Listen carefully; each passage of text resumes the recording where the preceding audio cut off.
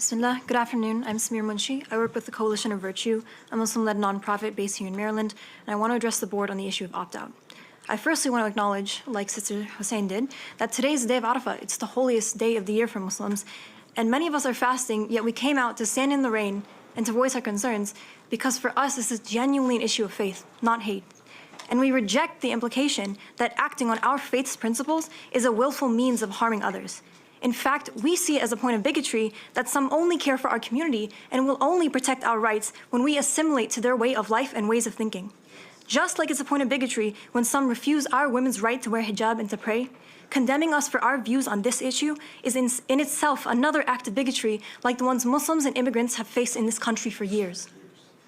The same religion that causes Muslims to care about environmental justice, food insecurity, or ending anti-Black racism is the same religion that causes us to care about this issue. Our faith is not partisan, and our people are not backwards. Part of the American dream of our people is that they pass on their values to their children. But members of this school board have mocked our values and have said we cannot be allowed to opt our children out precisely because they want to end that dream. Our constitutional right to religious freedom and to raise our children precisely protects that dream. Many of our families don't have much of a choice whether to place their children in this public setting. So we ask that we at least have a choice for our children not to be forced to participate in celebrating or normalizing views that contradict our religion.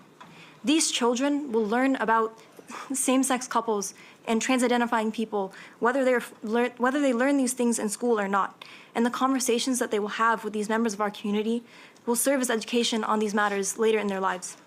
But we're asking that our children not be strong-armed at such a young age into believing certain ideas about gender and sexuality, or that the school system insist on turning our children against the religious values that we hold. Thank you.